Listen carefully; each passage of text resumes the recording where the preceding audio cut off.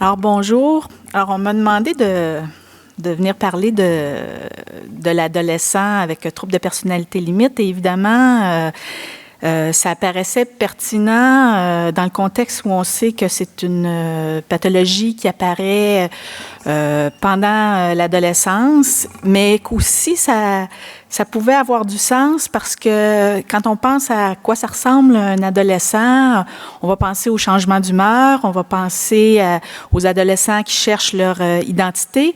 Donc, on pourrait dire que ça pourrait ressembler beaucoup aussi à ce qu'on retrouve dans le trouble de personnalité limite. Alors, tout ça pour dire que moi non plus, je n'ai pas de conflit d'intérêt avec ce que je vais présenter. Alors, d'abord, on va parler de ce que c'est l'adolescence. Hein, évidemment, c'est le passage entre l'enfance et l'âge adulte. Alors, ce qu'on reconnaît ou ce qu'on dit de plus en plus, c'est que l'adolescence, hein, ça commence. Ce qui détermine le début de l'adolescence, c'est les changements biologiques. Donc, c'est ce qui se passe dans le corps de l'enfant qui va déclencher le processus de l'adolescence.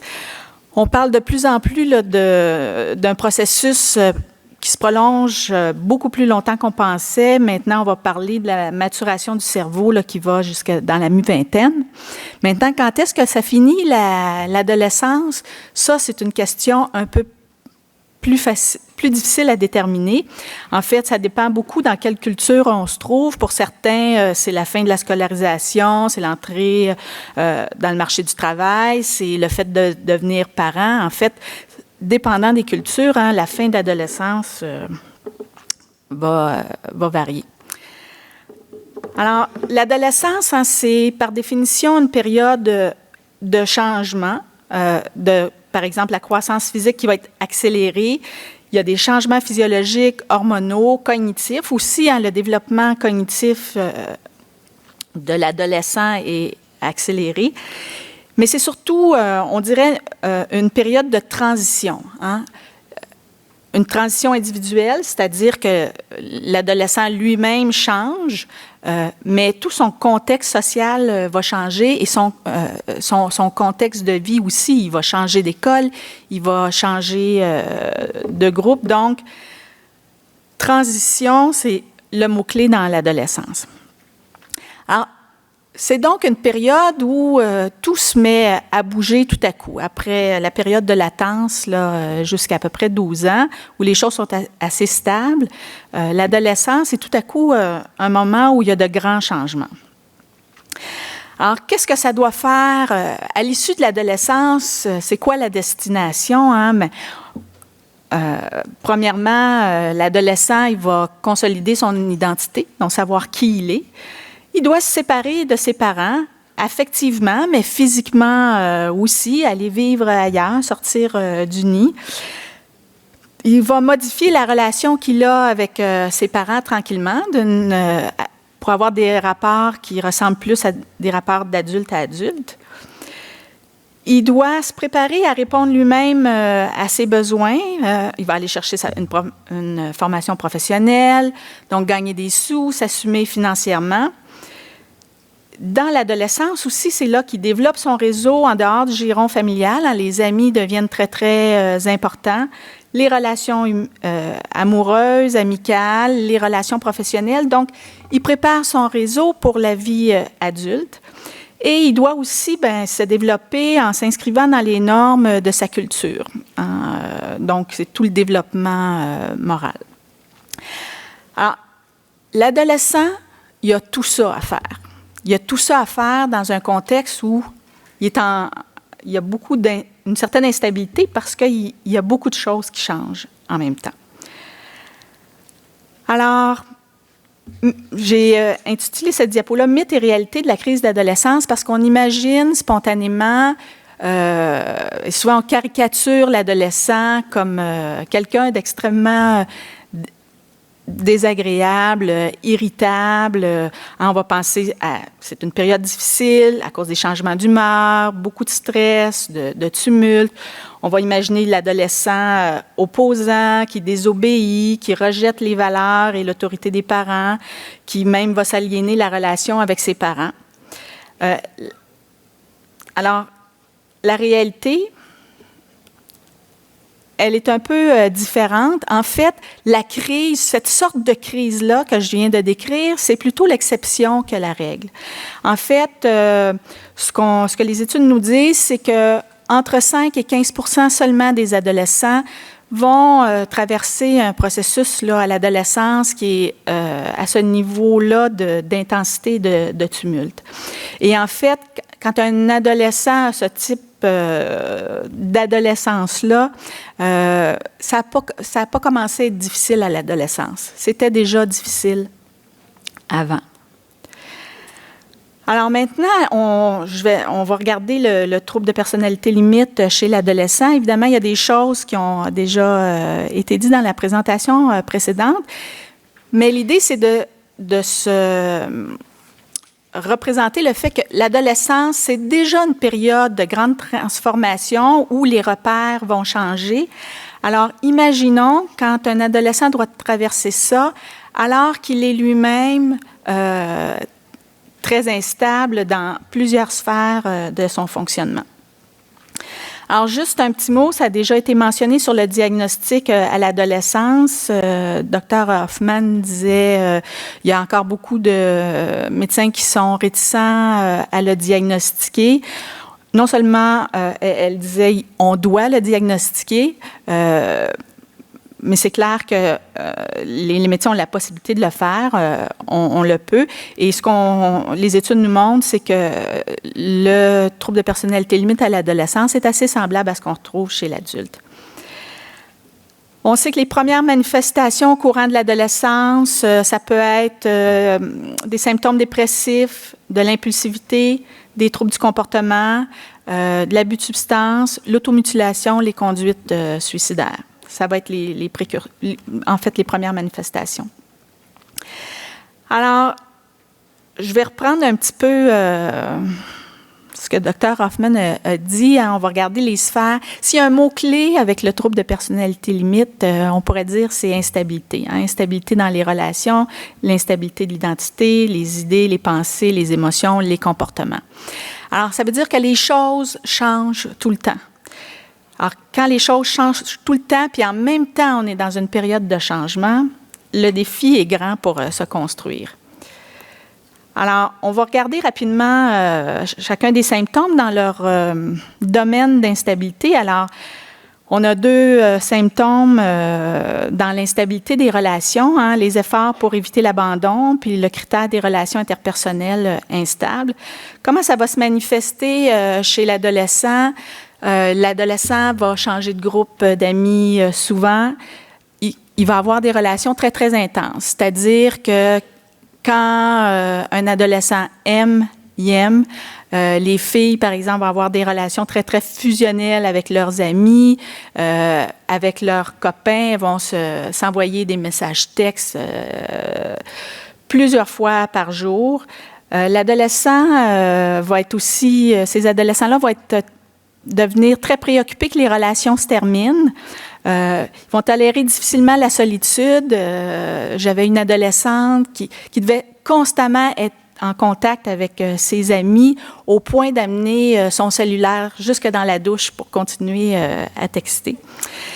Et cette crainte d'abandon, cette intolérance à la solitude va faire en sorte que souvent les adolescents qui sont exposés à toutes sortes de sollicitations, souvent vont renoncer à leurs valeurs pour maintenir la relation. Par exemple, accepter de prendre de la drogue, accepter d'avoir des relations sexuelles non protégées, par exemple.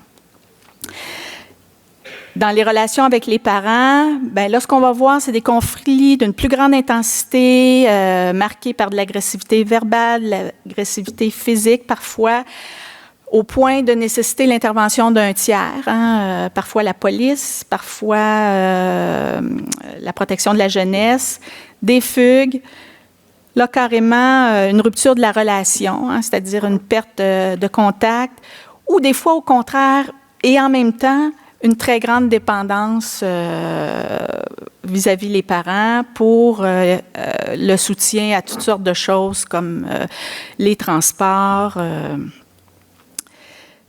Ensuite, on a l'instabilité dans l'identité. c'est déjà quelque chose chez l'adolescent qui est en transformation. Chez un adolescent qui a les symptômes d'un trouble de personnalité limite, on va avoir les deux symptômes, l'identité diffuse puis le sentiment de vide. Comment ça va se manifester? Une très grande confusion dans les buts, les aspirations, les opinions. C'est des adolescents qui vont changer beaucoup d'opinions selon le groupe d'amis avec qui ils se trouvent. Ils vont changer de décision fréquemment par rapport à leur orientation professionnelle, même par rapport à leur orientation sexuelle. Je ne suis pas sûre, est-ce que j'aime les garçons, est-ce que j'aime les filles? Changement de style vestimentaire, on pourrait les décrire un peu comme des caméléons. Et le vide intérieur, c'est vrai, Dr. Hoffman l'a dit, c'est difficile à décrire, mais quand on demande à un adolescent, est-ce que tu te sens vide, les jeunes qui ont ce sentiment-là le rapportent très clairement. Il y avait une adolescente qui me décrivait, à l'intérieur de moi, c'est comme une maison toute blanche dans laquelle il n'y a aucun meuble. Une autre disait, c'est comme, je suis tellement rien c'est comme si on pouvait passer à travers moi, c'est comme si j'étais invisible. L'instabilité cognitive, c'est-à-dire dans les pensées, idéation paranoïde et symptômes de dissociation, c'est-à-dire être un peu déconnecté de soi. Chez l'adolescent, les adolescents, quand on les questionne, parfois, ils vont rapporter des expériences perceptuelles un peu inhabituelles, l'impression d'entendre leur voix, c'est-à-dire d'entendre des voix, d'entendre leur nom appelé. Chez les jeunes adolescents, ils deviennent un peu intéressés à toutes les affaires de magie, d'esprit. Elles vont rapporter aussi des expériences transitoires de perte de contact avec leur corps, se sentir buzzé, parfois pas là. Mais ce qu'on voit surtout, l'élément de méfiance, ça va se manifester pas comme chez quelqu'un qui a un trouble paranoïde avec l'impression qu'il y a des micros cachés ou qui sont suivis, mais souvent l'impression d'être blâmé pour des choses qu'ils n'ont pas fait. Ça va être des jeunes qui vont être extrêmement sensibles au regard des autres. L'instabilité des émotions, donc les émotions qui vont changer, les colères intenses, comment ça va se manifester? Bien, c'est une sensibilité émotive très, très grande, des hauts et des bas dans les émotions, des réactions émotionnelles qui sont vraiment très intenses, à bas bruit, un sentiment dépressif un peu chronique, pas content de sa vie, jamais vraiment content, et des réactions de colère qui vont être soit insuffisamment contrôlées ou bien, au contraire, à d'autres moments, trop contrôlées alors qu'il y aurait lieu de se fâcher. L'instabilité du comportement. Alors, un des critères, c'est l'impulsivité, et le deuxième, les conduites suicidaires et l'automutilation. Comment ça se manifeste chez les adolescents? Chez les adolescents avec troubles de personnalité, on va voir beaucoup plus de prise de risque. Ça va s'exprimer beaucoup dans la sexualité qui commence à l'adolescence, donc avec une sexualité un peu plus débridée, plusieurs partenaires, et l'abus de substances. L'automutilation, ce qu'on sait, c'est qu'il y a 30% des adultes avec un trouble de personnalité limite qui se mutilent ont commencé pendant l'adolescence. Un autre 30% ont commencé même avant l'adolescence. Et l'apparition des conduites suicidaires est souvent plus hâtive et le nombre de tentatives plus élevé pour le TPL que pour les personnes qui souffrent de dépression. Alors, si on regardait, mais qu'est-ce qui rend leur vie aussi misérable aux adolescents qui doivent traverser tous les enjeux de l'adolescence avec les symptômes d'un trouble de personnalité limite? Alors, si on dit que le mot-clé, c'est instabilité, la quête de l'adolescent qui a un TPL, c'est à tout moment d'essayer de retrouver sa stabilité pour aller mieux. On peut juste, chacun de nous, imaginer les moments où on est déstabilisé, c'est extrêmement difficile et inconfortable. Alors, c'est tout à fait légitime de vouloir essayer de retrouver une certaine stabilité. Alors, mais le paradoxe de l'adolescent avec un trouble de personnalité limite, c'est ce qu'il essaie de faire pour se stabiliser. Souvent, ça va aggraver ses problèmes. Ses solutions vont aggraver ses problèmes. Alors, on en a déjà parlé, je vais couvrir ça vite, mais on pense que certains, puis peut-être je vais faire la même chose que Dr. Hoffman, vous demander de lever la main si vous reconnaissez vos proches dans ces dimensions-là de la vulnérabilité aux émotions. Alors, on a parlé tantôt que certaines personnes qui ont une sensibilité plus grande, c'est-à-dire qui vont... les émotions vont s'activer plus souvent que la moyenne d'entre nous. Alors, pour certains, si on dit qu'une activation d'émotions, comme actuellement, bon, on est relativement neutre au niveau émotionnel, mais s'il arrivait tout à coup un ours dans la salle, on serait tout à coup pas mal activé, chacun de nous. Alors, c'est comme si la personne qui a un trouble de personnalité limite, ça y arrive souvent qu'elle devient activée. Est-ce que vous reconnaissez vos proches dans cette dimension-là du plus souvent activé émotionnellement? Levez votre main. Ah, pas tant que ça. L'autre dimension, c'est que quand il y a un stimuli, il y a certaines personnes qui vont réagir plus fortement que d'autres. Alors, si arbitrairement, dans mon graphique, on dit que les personnes sans TPL vont réagir comme ça, les personnes avec un trouble de personnalité limite vont réagir un peu comme ça. Est-ce que vous reconnaissez vos proches dans ça? Oui. Et il y a le plus longtemps, c'est-à-dire il y a une ténacité des réponses émotionnelles. Pour certaines personnes, quand elles ont une émotion, ça prend beaucoup plus de temps à revenir à un état de calme. Il y a certaines personnes qui vont continuer de rester fâchées très, très longtemps. Même, on va leur demander de rapporter un souvenir et l'émotion va être activée comme si elle était actuelle. Est-ce que vous reconnaissez vos proches dans cette dimension-là? Est-ce qu'il y en a qui ont levé leurs mains 2 ou 3 fois? Oui. Alors, on va essayer d'imaginer qu'est-ce que ça veut dire être aux prises avec ces 3 vulnérabilités-là. Alors, ça pourrait ressembler à peu près à ça, c'est-à-dire une activité intense, une activation intense et quasi permanente. Alors, imaginons l'adolescente qui se lève le matin et elle voulait mettre ses jeans neufs, mais sont au lavage. Oups, l'émotion monte. Mais comme ça y prend beaucoup de temps à redevenir calme, puis là, en cherchant ses jeans, puis en n'étant pas contente, elle a pris du retard. Là, elle s'aperçoit qu'elle ne pourra pas, elle a manqué son autobus. Oups, ça remonte encore un petit peu. Elle arrive à l'école, son copain passe à côté d'elle sans lui dire bonjour. Oups, ça remonte un petit peu. Et sa journée va comme ça, et elle arrive à la maison, et sa mère lui demande d'un ton plutôt neutre, « Est-ce que tu pourrais amener tes vêtements au lavage? » Et là, part.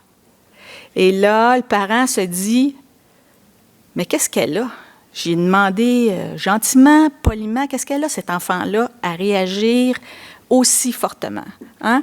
Mais peut-être que c'était plutôt invisible, tout ce qui s'est passé dans sa journée.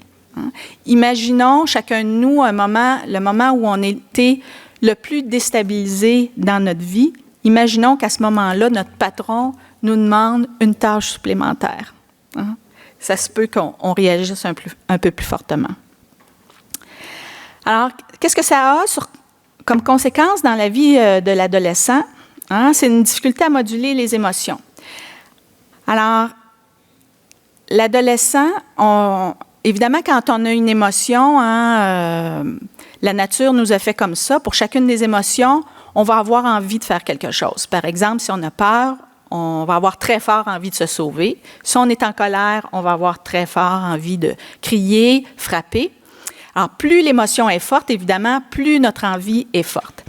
Alors, si on dit que l'adolescent avec un trouble de personnalité limite a des émotions très fortes, ça veut dire que lui, cette urgence-là d'agir, il va la sentir très, très fort aussi. Alors, son défi est beaucoup plus grand d'inhiber cette urgence d'agir-là. Alors, ça va y arriver plus souvent que les autres adolescents, d'agir ses émotions, puis ça peut être des émotions autant positives que négatives. J'avais un adolescent que je suivais, il m'appelle un matin à 10 heures alors que je devais le voir à 10h30, en me disant « Ah, Lynn, je voulais te dire ça, j'ai obtenu le travail pour lequel j'avais appliqué. » Là, je dis « Ben là, c'est parce que tu ne seras pas à l'heure, là, ça te prend au moins 45 minutes d'en venir ici. »« Ah, je le sais, je m'en viens. » Heureusement, j'avais le temps de retarder son rendez-vous. Alors, je dis « Ben, je t'attends, viens, je peux te voir là, jusqu'à 11 heures. » Alors, 11 heures, il n'est pas arrivé. 11h30, il n'est pas arrivé. Midi, il n'est pas arrivé. Midi et quart, il n'est pas arrivé. À midi et demi, je décide d'aller dîner. Je le croise, il arrivait. Là, je dis, qu'est-ce qui t'est arrivé? Ah, il me dit, j'étais tellement excitée. J'ai appelé toutes mes amies avant de m'en venir pour leur dire que j'avais eu le travail. Alors, ça veut dire que son émotion était tellement forte. Hein? Son défi, pour lui, était vraiment grand, d'inhiber cette urgence-là d'appeler ses amis au profit de faire une activité là, qui était aussi importante, c'est-à-dire venir à sa thérapie. Alors, le défi pour les adolescents, donc, est beaucoup plus grand d'inhiber l'action. Donc, ça va les amener plus souvent à avoir des comportements qui ne sont pas dans leur meilleur intérêt. Alors, ils vont avoir aussi beaucoup de difficultés, comme leurs émotions sont très intenses, à apaiser avec des moyens internes leur activation. Alors, plus souvent que d'autres, ils vont devoir recourir à toutes sortes de moyens comme l'alcool, la drogue, la sexualité, l'automutilation, les menaces suicidaires pour apaiser des émotions intenses. Et comme les émotions sont très, très fortes et c'est très difficile d'inhiber une urgence d'agir quand on a une émotion très, très forte, ça veut dire que ça va être très difficile pour l'adolescent de coordonner ses buts à long terme. Puis on l'a dit aussi, hein, le mot-clé, c'est instabilité. Alors, il change d'idée, il change d'émotion. Alors, imaginons, par exemple, que l'adolescent dit « Bon, ben moi, je veux finir le collège pour aller à l'université, par exemple, en service social. » Si, dans la minute d'après, il y a une émotion très, très forte pour partir en voyage, hein, ben, ça va être difficile d'inhiber ça. Alors, c'est comme un bateau sans gouvernail, hein, un voilier qui serait, dont la direction serait déterminée uniquement par le vent. C'est très difficile de se rendre de l'autre côté du lac. On va se rendre où le vent veut bien nous amener. Alors, c'est des adolescents qui ont de la difficulté à poursuivre des objectifs à long terme. Et finalement, on a vu tantôt que c'est beaucoup plus long de revenir à un état de calme. Alors, je ne le sais pas vous, mais moi, c'est mon cas. C'est pas quand je suis énervée que j'ai les meilleures idées. Alors, quand l'émotion est très, très haute, évidemment, c'est beaucoup plus difficile de se concentrer. C'est beaucoup plus difficile d'apprendre. Hein. Quelqu'un posait la question tantôt par rapport aux troubles d'apprentissage. Si, hein, vous vous souvenez du graphique, activation quasi permanente, si cet adolescent-là est constamment activé, ça veut dire qu'il y a peu de moments dans sa vie où il est disponible pour apprendre des choses. Alors, qu'est-ce qui devrait... parce que parfois, hein, il y a des parents qui vont s'inquiéter trop de choses qui sont normales dans le développement d'un adolescent, puis des fois, pas suffisamment de choses qui devraient nous inquiéter. Alors, où tracer la ligne? Alors, avec tous les changements physiques qui surviennent chez l'adolescent, c'est tout à fait normal qu'il devienne très préoccupé par son corps, qu'il prenne des douches qui durent beaucoup plus longtemps qu'avant, qu'il passe beaucoup de temps devant le miroir. J'ai devancé ma diapo. On va aller sur la recherche de sensations. Hein, l'adolescent, il découvre le monde, il est tout à coup intéressé, son monde s'élargit. Alors, c'est tout à fait compréhensible qu'il soit intéressé à essayer des choses. Maintenant, il y a des jeunes, là où on devrait s'inquiéter, qui vont prendre des très, très grands risques, qui vont donc avoir, par exemple, le car surfing, qui vont avoir des accidents, qui vont, par exemple, se procurer des armes à feu. Quand le niveau de risque là, devient trop dangereux, on devrait s'inquiéter. On a parlé de transition. Hein? l'adolescence est un moment où il y a beaucoup de transitions. Il va y avoir des transitions au niveau entre le secondaire et le cégep, entre le primaire et le secondaire. Donc, ça veut dire des changements d'amis. C'est normal que ça stresse, ça soit difficile pour un adolescent. Ce qui devrait nous inquiéter, c'est quand l'adolescent n'arrive pas à développer un sentiment d'appartenance dans ces nouveaux milieux-là, quand il perd son attrait pour l'école, quand il y a de l'absentéisme, des échecs, du décrochage scolaire. Voilà ce dont je vous parlais tantôt, donc les changements physiques. C'est normal que l'adolescent devienne tout à coup très préoccupé par son corps. C'est plus inquiétant quand l'adolescent, surtout les adolescentes, deviennent tellement préoccupées qu'elles se mettent à avoir des comportements de contrôle du poids comme la boulimie, les purges, les restrictions alimentaires, l'évitement social, parce qu'elles n'aiment pas leur corps. Les expériences sexuelles aussi, la sexualité et l'intérêt pour la sexualité émergent pendant l'adolescence. C'est normal de commencer à avoir de l'intérêt pour une vie sexuelle et commencer à en avoir une. Ce qui est plus inquiétant, c'est les partenaires multiples, c'est des comportements sexuels à risque, grossesse, des ITSS. L'augmentation des conflits parents-adolescents, c'est quelque chose qui est normal. Ce qui est plus inquiétant, c'est quand ça prend l'intensité d'agression physique, verbale, de fugue. Augmentation de l'argumentation. Les adolescents développent leurs pensées, donc ils aiment ça, argumenter, faire valoir leur point de vue, conceptualiser. Alors, ça, c'est tout à fait normal de débattre de certaines choses. Ce qui est plus inquiétant, c'est des questionnements rebelles face aux règles, par exemple, de notre société. Des altercations constantes avec les personnes qui sont en autorité, des démêlés avec la justice. C'est normal avec tous les enjeux, toutes les choses que l'adolescent a à réaliser, qu'il soit parfois dépassé par les décisions qu'il a à prendre. Ce qui est plus préoccupant, c'est un adolescent qui est paralysé par l'indécision. Alors, on a du temps encore, hein? Oui. Alors, qu'est-ce qui rend notre vie à nous aussi misérable? Pourquoi est-ce que c'est difficile? Évidemment, on l'a dit, c'est une pathologie qui a beaucoup d'impact sur les relations. Donc, la symptomatologie elle-même contribue aux relations intenses et instables, donc avec les membres de la famille aussi.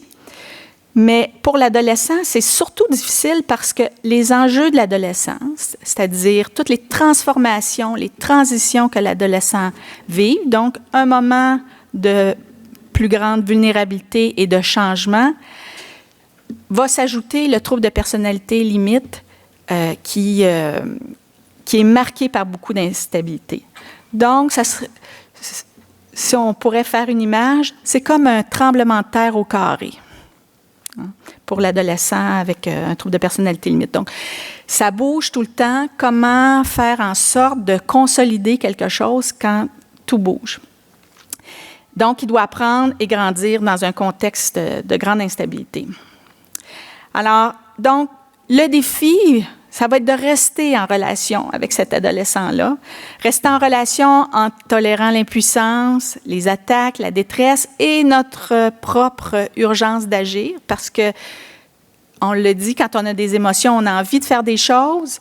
Alors, le parent, le proche, va avoir aussi beaucoup d'émotions et l'envie d'agir ses émotions lui-même.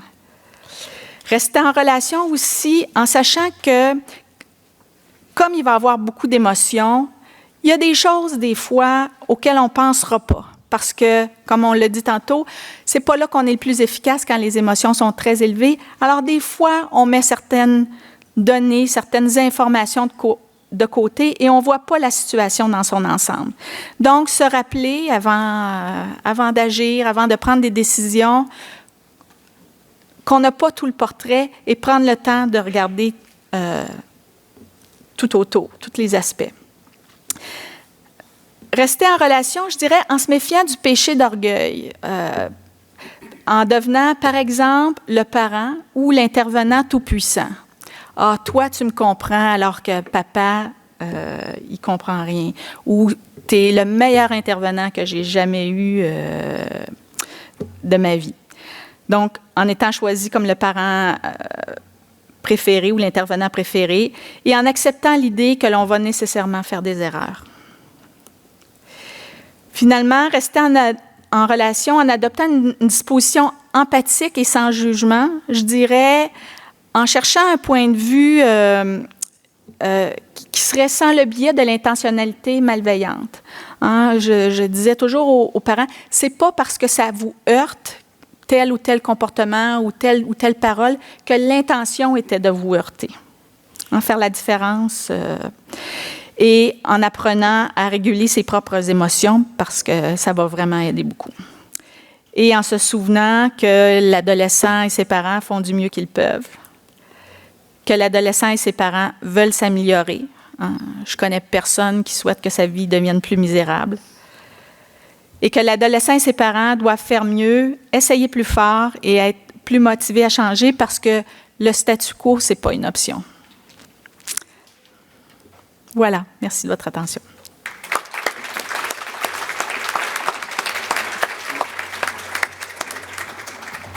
Merci beaucoup, Lynn, pour une conférence sur un sujet que l'on entend, en tout cas, pas tellement souvent et dans le détail du vécu. On va prendre la période de questions, on la fait au fur et à mesure, donc pas à la fin. The question period is done after each talk, so not at the end. So we have a little, on est un peu en retard, mais on va faire avec. Est-ce qu'il y a des questions ou des commentaires en français ou en anglais?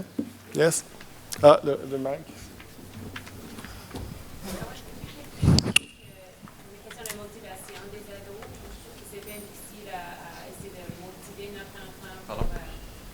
Merci. La motivation, c'est vraiment difficile à motiver les adolescents des fois à faire le travail, ce qu'il faut faire pour s'améliorer leur vie. Je ne sais pas si vous avez des suggestions, des réflexions là-dessus. Ben, est-ce que ça fonctionne, non? Oui. Je dis, I would say the strategy I was using with adolescents in clinic was that the idea I use at the end is statu quo an option for you? And usually the answer is no. So I start from there. And it seems a global,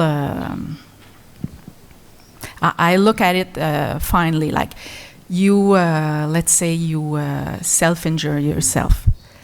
Is it an option to keep doing this? Usually the answer is no. So now that we know that, what will we do? So. Excuse me. I'm really interested in the diagnosis of adolescence and how it's done, and I'm wondering if there's a screening tool that pediatricians could have that helps them kind of count through some questions for adolescents that would help them understand that that child might be suffering from BPD. Some kind of standardized screening tool. Well, there's many short tools. One that I can think of is DIB Ado, which is like 7 questions. There's also the items of the SCID 2, which there's how many? 10, 12 items? So this is some tools that can be used.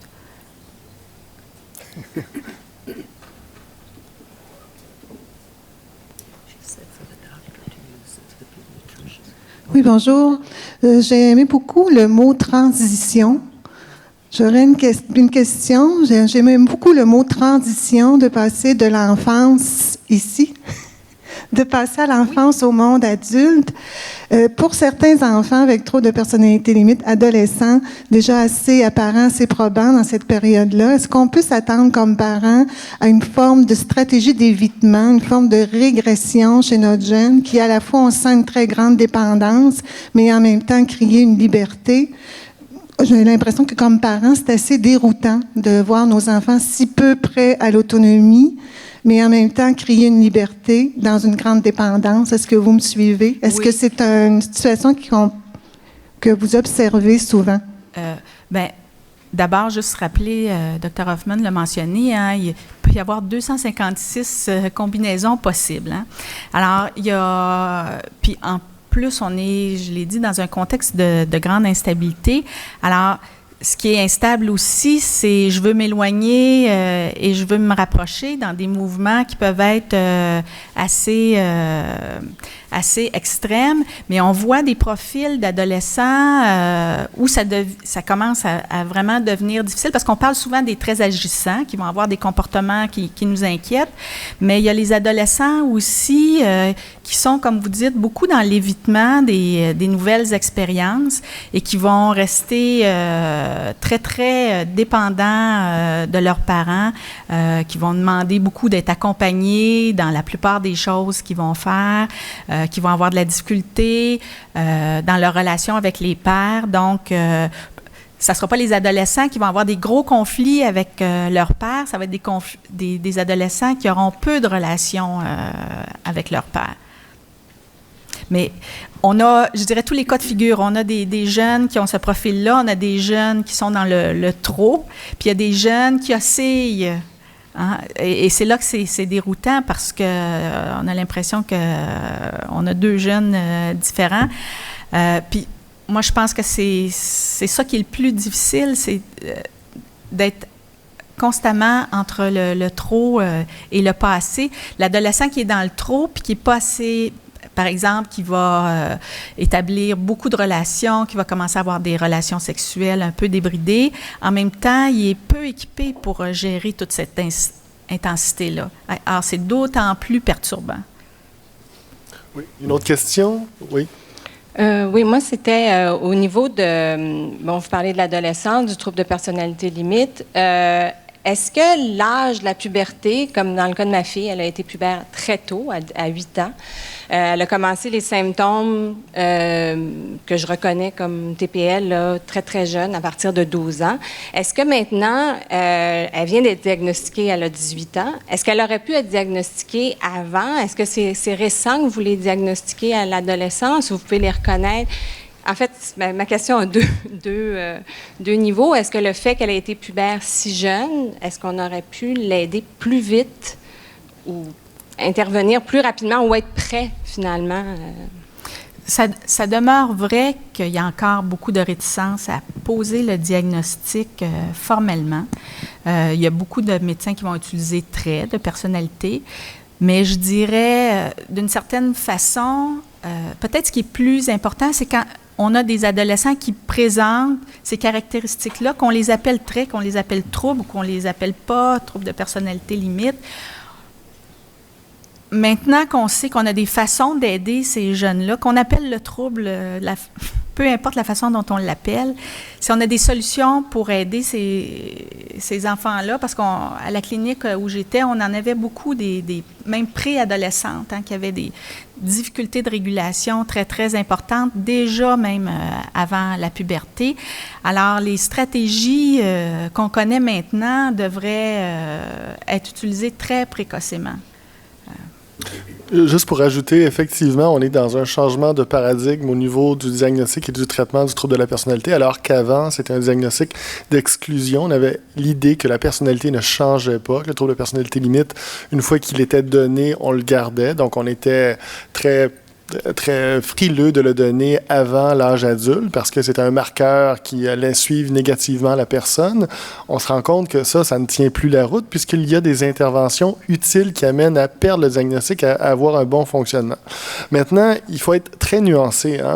Oui, il y a le clivage, le splitting dans le trouble de personnalité limite, mais nous, comme cliniciens, comme membres de la famille, il faut être très nuancé. Alors, le monde n'est pas séparé entre les gens qui ont un TPL puis ceux qui n'en ont pas, même les ados qui n'ont pas un TPL TPL ont des périodes difficiles à l'adolescence où ils sont très similaires à, puis même les ados qui remplissent les critères TPL peuvent avoir un bon fonctionnement et évoluer très positivement. Alors, je vais beaucoup dans le sens du docteur Desrosiers, à savoir comment on peut, au-delà du diagnostic, proposer des interventions et un peu ce qui est possible qui arrive dans les prochaines années, c'est que les interventions ciblées pour les TPL soient adaptées pour des populations qui ont moins de dysfonctionnements très, très sévères.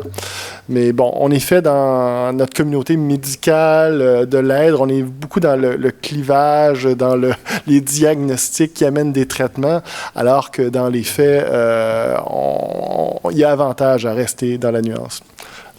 Peut-être juste compléter, ça fait quand même pas si longtemps qu'on a des outils pour aider, puis dans l'état actuel des choses, autant en adulte, peut-être un peu moins, mais en pédopsychiatrie, ça demeure des services qui sont très peu répandus, qui sont très spécialisés. Et je pense que dans quelques années, on va continuer le travail pour disséminer ces pratiques-là dans tous les milieux, ce qui fait que de plus en plus, je pense qu'on va pouvoir intervenir précocement parce que ça va être des pratiques que la moyenne des cliniciens vont pouvoir utiliser. Okay. So we'll stop here. Nous allons arrêter maintenant. On va prendre un 15 minutes de break. So I'll ask you to come back at 10 to 11, de revenir à 10h50 pour la prochaine présentation. Thank you.